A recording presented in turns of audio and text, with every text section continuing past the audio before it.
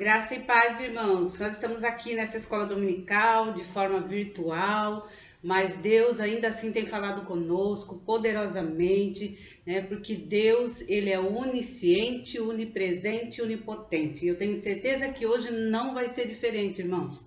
Durante esse trimestre, né, todos sabem que nós estudamos a lição, a ética, o decálogo, a ética do Sinai, que falou sobre os 10 mandamentos. Então, durante todo esse período, nós falamos e nós aprendemos sobre os 10 mandamentos. E aí vem uma pergunta: o que tem a ver a ética do Sermão do Monte, o Sermão do Monte, com os 10 mandamentos? Tem tudo a ver, irmãos, tá? Para nós contextualizarmos, Jesus, antes dele falar sobre o Sermão do Monte, logo depois de ele ter batizado, ele chamou 4 discípulos apenas, e aí então o primeiro ensinamento que ele deu para aqueles discípulos foi sobre o Sermão do Monte. E o Sermão do Monte vai falar sobre as bem-aventuranças, tá? E ele nada mais é do que algo que um ensinamento que complementa os 10 mandamentos. Os 10 mandamentos, ele foi feito como uma lei seca, uma ordenança: faça isso, faça aquilo, não tinha ponto nem vírgula, faz e pronto, tá? E o Sermão do Monte, ele já vem explicar, ele vem dar exemplos, ele vai aprofundar ainda mais os 10 mandamentos, tá? Então, Jesus, ele só vem para ratificar tudo que Moisés tinha falado lá nos 10 mandamentos, aquelas instruções de Deus, direta de Deus. Então, Jesus veio aqui só para complementar e ratificar a palavra de Deus, tá? E jamais para revogar. A lição 13, nosso texto bíblico básico, ele está lá em Mateus 5, do 1 ao 11. Esse texto vai falar sobre as bem-aventuranças, tá? E o texto áureo, ele está em Mateus 5,48. Diz o seguinte: sede vós, pois, perfeitos, como é perfeito o vosso Pai que estás nos céus. Esse é o chamamento de Deus, tá? E isso é o desejo de Deus para os nossos corações. Toda a Bíblia, todos os ensinamentos, os 10 mandamentos, eles foram escritos para que nós chegamos à perfeição. Mas essa perfeição, irmão, é perfeição como ser humano, tá? Não é perfeição como Deus, porque Jesus, ele era perfeito, ele foi perfeito, tá? Então nós também precisamos seguir esse exemplo de Jesus. Qual que é o objetivo dessa lição? Primeiro, entender que Jesus se revela como alguém que cumpriu a lei. Então, Jesus não veio para revogar a lei, ele veio para cumprir. Os fariseus, antigamente, eles acusavam Jesus de que ele não cumpria a lei. Inclusive, colocavam ele em situações para que isso ficasse comprovado. Tá? Mas Jesus nunca fez isso. Jesus sempre cumpriu a lei. Segundo, compreender que Jesus corrige as interpretações equivocadas da lei, tá? Então, Jesus veio e ele veio para corrigir aquelas interpretações equivocadas, tá? Que ele se aprofunda mais, ele dá mais situações, inclusive ele amplia mais, né, os 10 mandamentos, o que é muito importante para nós. Porque aí nós vamos aprender realmente, vamos entender realmente se nós estamos cumprindo ou não as leis de Deus. Terceiro, concluir que o propósito final da lei é levar o homem à perfeição. Esse é o propósito principal de Deus. As bem-aventuranças, tá? Esse texto bíblico, ele vai falar sobre as bem-aventuranças, tá? Vocês vão ler em casa, vocês vão acompanhar com a Bíblia de vocês e vocês vão ver que é tudo sobre isso. Então, ele fala o seguinte: bem-aventurados os pobres de espírito, aquele que reconhece humildemente a sua dependência de Deus. Então, esse é o pobre de espírito. Então, Muitas pessoas acham que bem-aventurados os pobres de espírito são pessoas pobres, pessoas sem recursos, pessoas miseráveis, e que isso é bom. Então, não é isso que Deus está dizendo, não é isso que Jesus quis dizer. Ele quis dizer que o pobre de espírito é aquele que reconhece que não é nada sem Deus, que tudo gira em torno de Deus, que ele reconhece a grandeza de Deus e reconhece a dependência dele de Deus, que ele não é nada sem Deus. Isso é ser pobre de espírito, irmãos. Bem-aventurados os que choram.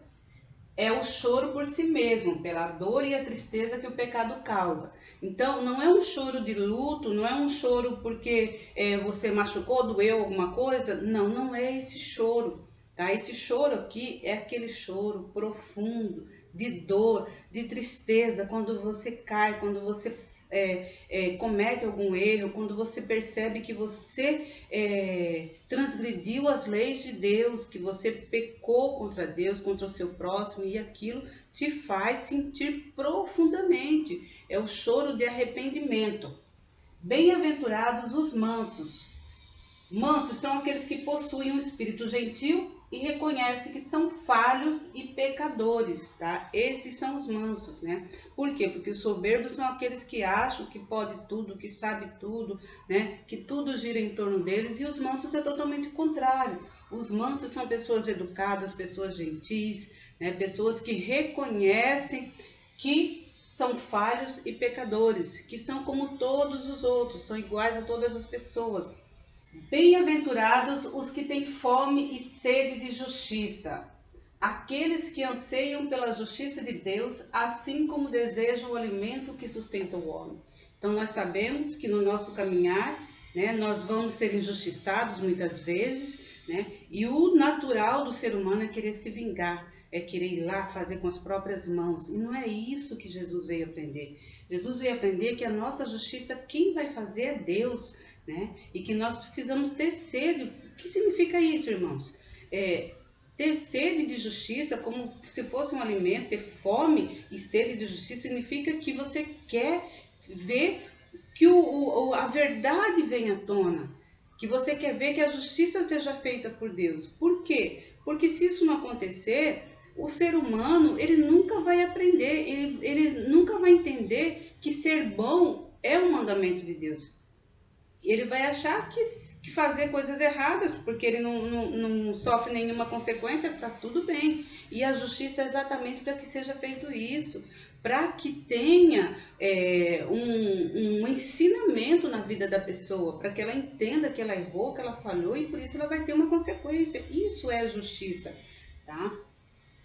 Bem-aventurados os misericordiosos, aquele que demonstra a capacidade de perdoar, assim como foi perdoado em Cristo. E isso é difícil, né, irmão? Eu falo por mim, né? Não é fácil ser misericordioso, né?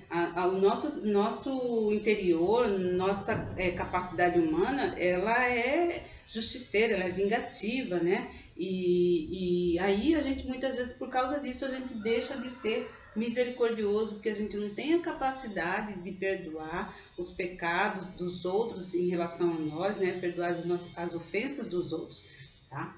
Bem-aventurados os limpos de coração.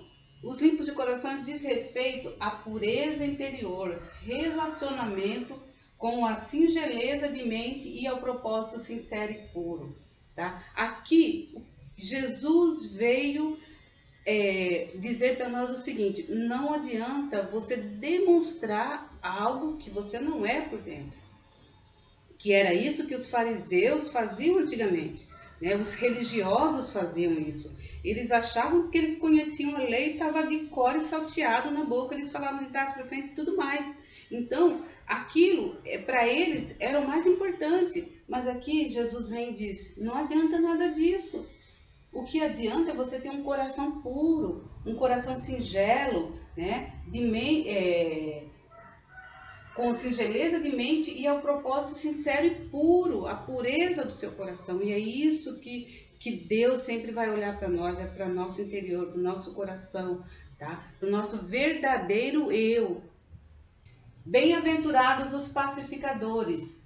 Pacificadores são aqueles que promovem a paz e a reconciliação entre eles e Deus e entre os homens. Tá? O que significa isso? Não é você só ser uma pessoa de paz, uma pessoa pacífica, mas além de tudo aqui Deus está mandando que nós sejamos pacificadores, nós anunciemos a paz, né? Então o que significa isso? Se existe alguém em contenda com o outro, você não tem que vir e aumentar aquela situação ainda mais, colocar mais fermento naquela questão. Pelo contrário, você tem que vir ali para pacificar, né? Para que os irmãos estejam bem entre eles e que nós também estejamos bem com Deus. Tá? Bem-aventurados os que sofrem perseguição por causa da justiça. Os discípulos não devem fugir da perseguição, mas alegrar-se nela. Ou seja, irmãos, nós que somos discípulos, nós vamos sofrer perseguição. Tá? A palavra ela é bem clara. Deus nunca nos enganou, Deus nunca omitiu nada para nós, isso está claro.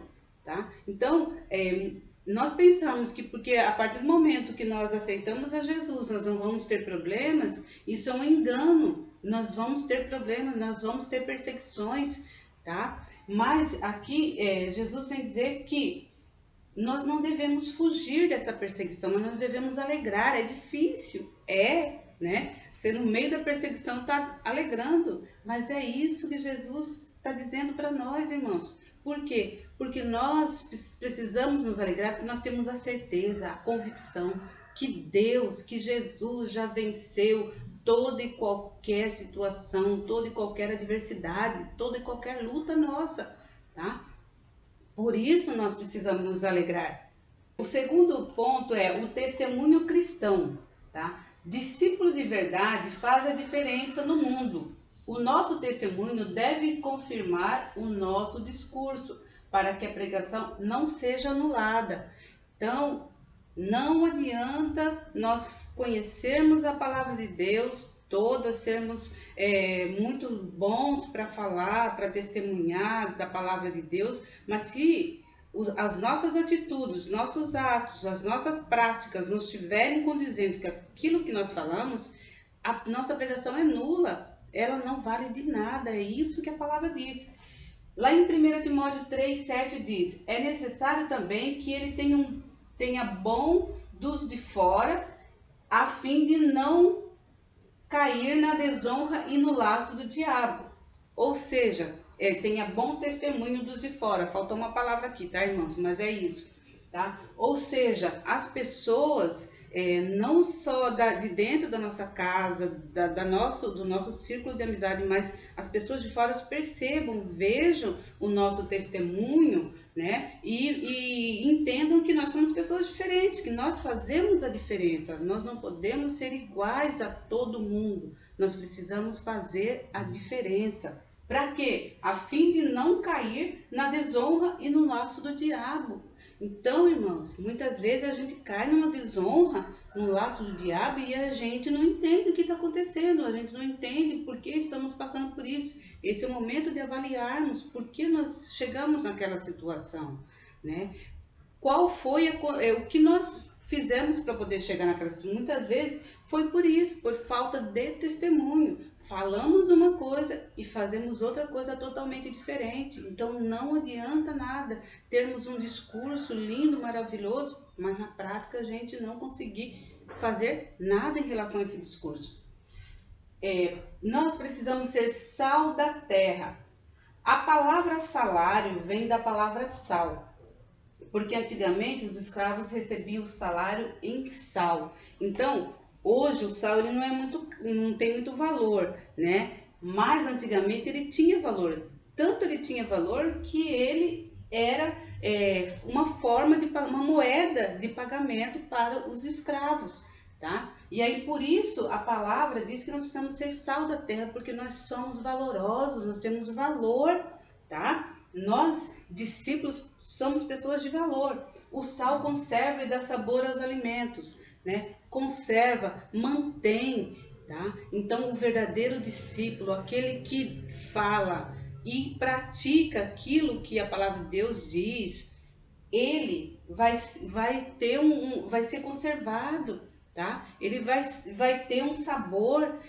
As pessoas que estiverem ao redor dele, as pessoas que passarem pela vida dele, vai sentir uma diferença, porque minha boca até salivou. Uma comida gostosa, gente, ela faz toda a diferença. Não adianta você fazer uma comida com os ingredientes maravilhosos e tudo mais e você não colocar um sal, né? Você não vai dar sabor, não vai ter valor nenhum. E nós, como discípulos, precisamos ser valorosos, entender o valor que nós temos e fazer a diferença. Ser luz do mundo.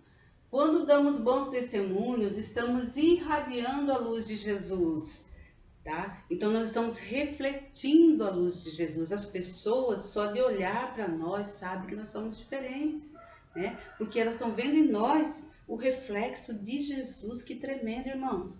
O brilho que essa luz irradia está nas obras que praticamos. Então não está no que você fala, está no que você faz, na sua prática do dia a dia, tá? Em todos os lugares que você tiver, você precisa irradiar essa luz. Não podemos esperar reconhecimento, mas glorificar a Deus. Então, irmão, não fica esperando reconhecimento de parente, de amigo, de igreja, de nada, tá? Porque tudo que nós fizermos é só para glorificar o nome de Jesus, o nome de Deus. Não é para a gente receber reconhecimento, não. Ah, irmão, você falou bonito, você falou lindo, você entendeu? Mas isso não adianta de nada.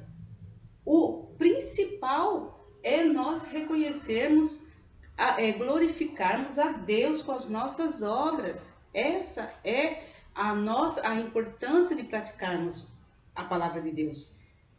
Que nós vamos estar confirmando as obras de Deus. Somente isso, irmãos. Item 3, a prática real dos mandamentos. Mateus 5,17 diz o seguinte: não pense que vim revogar a lei ou os profetas. Não vim para revogar, mas para cumprir. É isso, Jesus veio para cumprir a lei, tá? E ele nos instrui também no Novo Testamento, nessa nova aliança, que nós precisamos cumprir a lei e que ela é muito além daquilo que a gente imaginava que era no início. Tá? Por quê? Porque as interpretações eram distorcidas, tá? E aqui Jesus se aprofunda nos ensinamentos dos 10 mandamentos. Da cólera que mata as ofensas. No Sermão do Monte, Jesus passa a expandir o decálogo quando diz que basta se encolarizar contra um irmão para tornar réu em juízo. Ou seja, né? Aqui Jesus já veio aprofundar. Aqui vai falar um pouco sobre a questão de matar, né? De ofender alguém. Então aqui só de você pensar, só de você encolarizar, ficar com raiva, ficar irado contra o irmão, você já está sendo um réu. Você pode matar o seu irmão, tá? Só com sua palavra, com as suas atitudes. Então, olha como é profundo esse texto, olha como é profundo que Jesus vem aqui falar sobre a questão dos 10 mandamentos.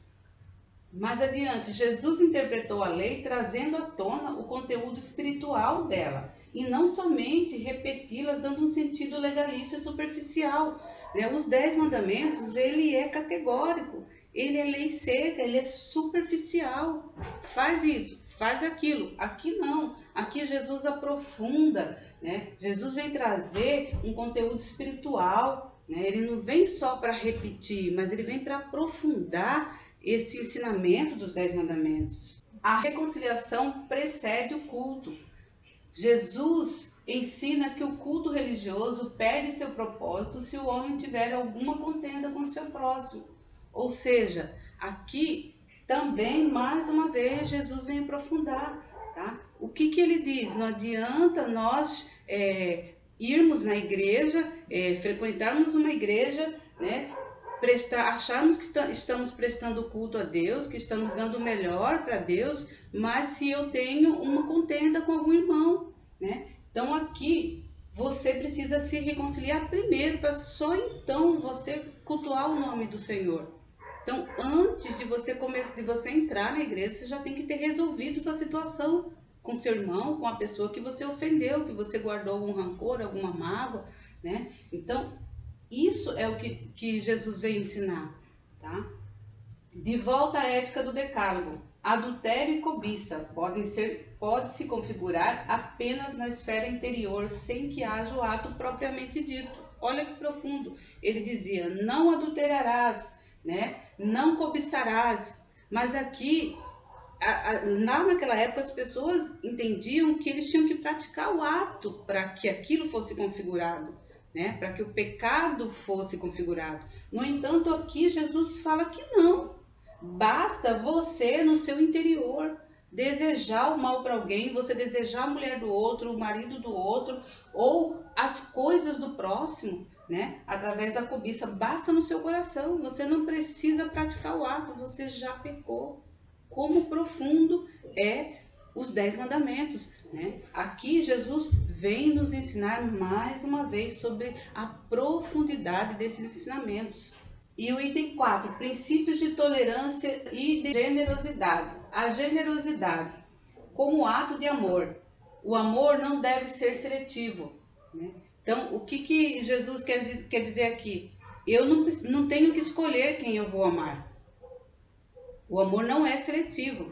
Eu devo amar independente de quem quer que seja. Não é uma escolha, né? Não é uma seleção das pessoas. Esses eu amo, aqueles eu não amo, né? Então, é amar a todos, é fazer o bem e a generosidade a todos. E a palavra ela é mais profunda, porque ela diz que a gente tem que fazer o bem para os nossos inimigos, porque é fácil fazer o bem para os amigos, mas e para os inimigos? E a palavra de Deus diz isso. Para nós fecharmos, para nós concluirmos, a plena conexão entre os 10 mandamentos e o Sermão do Monte. Ou seja, a relação é total, a conexão é total. Os 10 mandamentos e o Sermão do Monte são a mesma coisa, juntando os dois. Isso daí vai dar uma bagagem de ensinamento muito maior. E é interessante, irmãos, que Jesus lá, quando começou o seu ministério, por meio desse primeiro sermão do monte, esse primeiro ensinamento, ele queria o quê? Dar a base, dar sustentação para o discípulo, tá? Então, os 10 mandamentos é o princípio, é a sustentação. Então, o discípulo, o verdadeiro discípulo, ele precisa cumprir os ensinamentos de Deus. Do contrário, ele não vai ter sustentação, né? A palavra de Deus fala que vem aquela pessoa, aquele que não está firmada numa rocha, que é a palavra de Deus, que são os princípios de Deus. Qualquer vento de doutrina vem e leva. Mas a partir do momento que você está firmado nos princípios basilares da palavra de Deus, você está firmado na rocha. Então, Jesus corrige as distorções das interpretações das leis, né? Os próprios religiosos, irmãos, que distorciam a palavra, eram eles que acusavam Jesus.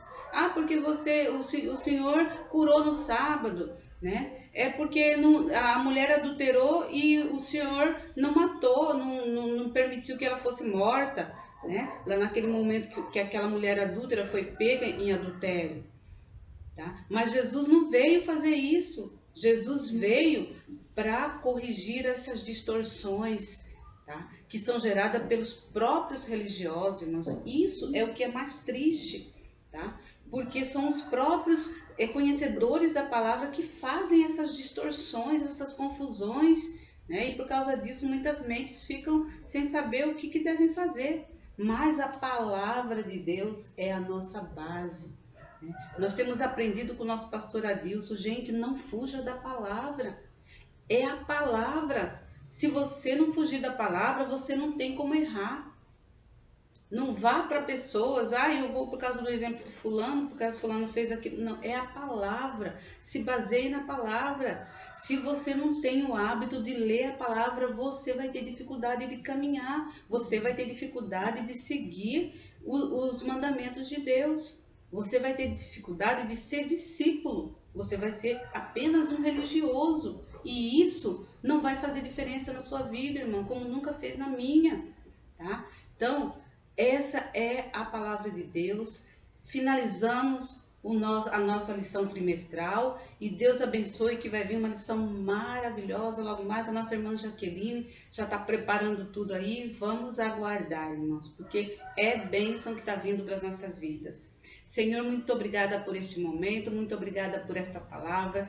Firma, Senhor, nos nossos corações os teus princípios, a tua base, os ensinamentos da palavra de Deus, que são os ensinamentos que o Senhor deu desde o princípio, e o Senhor só veio com teu Filho Jesus para poder aprofundar e ratificar a tua palavra, Senhor. Muito obrigada. Nós te oramos em nome de Jesus. Amém.